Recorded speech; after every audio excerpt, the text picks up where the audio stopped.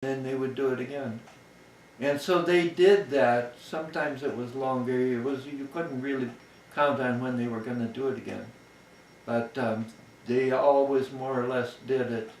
And there wasn't much IVs after that. It was just pouring this stuff down. And you prefer that to the blood, probably. And then when it was like a month or, I'd say 2 months into this, and I was losing quite a bit of weight, and they were only doing it like once or twice a week. That's the way it seemed to me. I could be wrong, maybe every 3 or 4 days.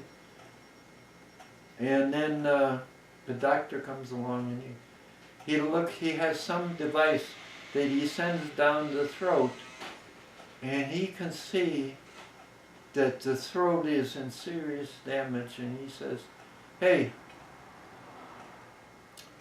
looks to me like we can't do this anymore. There's a serious problem here with your throat getting sore with this." Epiglottis area? Yeah, that sort of stuff. And so, had you felt pain or reported that? No. Or this was just from his visual? Yeah. And so he says, "We're going to have to send you to Springfield, Missouri." And so then I've been talking, now and then to the guy who's the warden? Assistant warden. Warden came around sometimes, but not very much. He was a big boss, so he didn't want to debase himself. So I said, "Hey, there's only a month left. I'd really rather not have to go to Springfield," I told him. Got my girlfriend's up here. Right.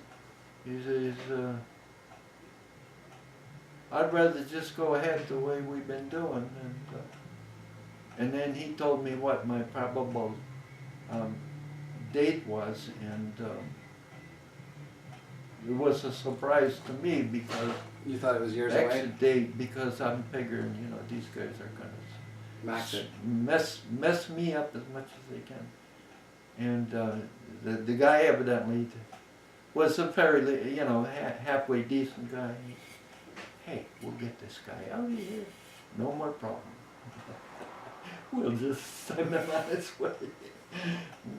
And so that's what they did. It was right getting up close to Christmas. And no, it was more like the 1st of December. That's what it was. But it was the entire year, 1961. So then you got out by the very end of the year. Got out before Christmas, yeah. And you started eating on your own accord after that meeting? Yeah. Once you knew the day and you had that talk I told them, "Hey, I've been very careful, and it was important to me that I not eat for a particular number of days," and so then 90. Yeah. So I had aimed for 90 days. Says, "Okay, 90 days," and when I started was at 10 o'clock, and so 90 days at 10 a.m. I will have 90 days, 24-hour periods. Wow. Sticky with myself that way. And so I said, "Okay, hey you guys, I'm gonna start eating." And I'm expecting to get out, and told me what the date was. Right, the gardens. And it was only like 20 days away or something, in December. And so I went over and I made my own milkshake with chocolate and sugar and raw eggs and milk. And you had this thing. And actually let it go over your tongue this time. I didn't hear you. And you let it go over your tongue this time. Yeah, this tastes good. And I was at 147 pounds. They always had a scale in that room where the food was. And so then what happened? I couldn't stop eating. Uh-oh. This thing. I mean, it was all the same food. It was mostly just the same stuff. Eggs and it seemed to go over. I didn't throw anything out. Never any vegetables? Or?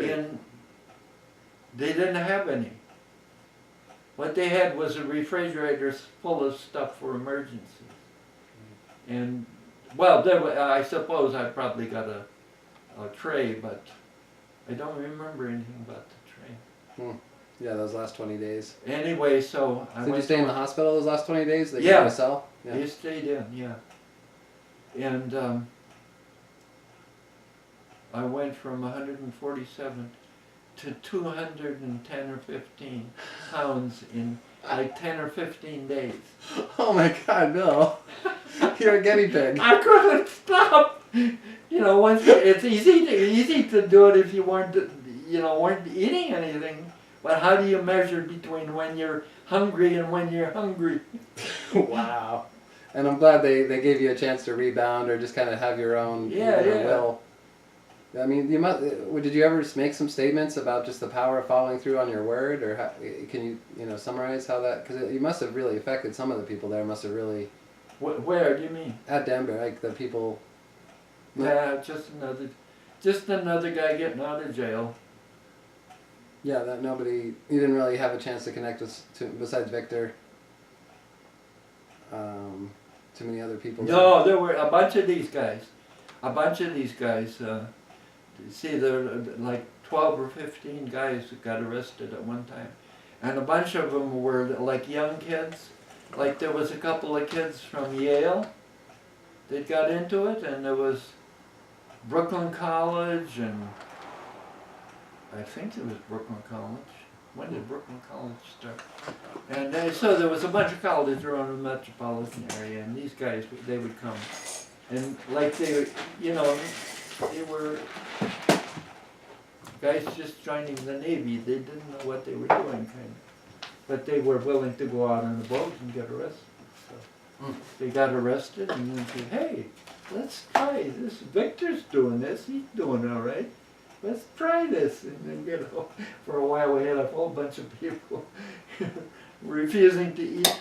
Oh, geez, so that did catch on a little bit. Oh, yeah. When we were They at... had to expand the hospital wing. Doctor must have been pissed.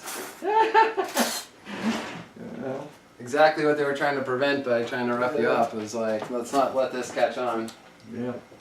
Wow. So did But you see, it's the Jewish intellectuals and people that think about things.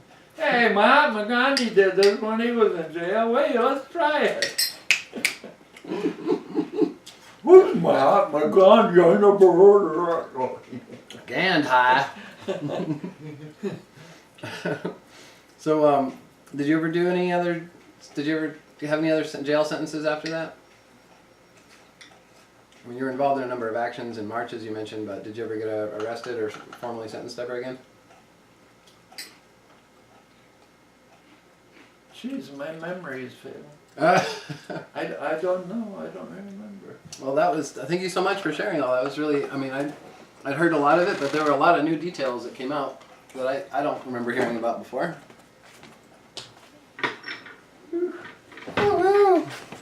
Oh, man.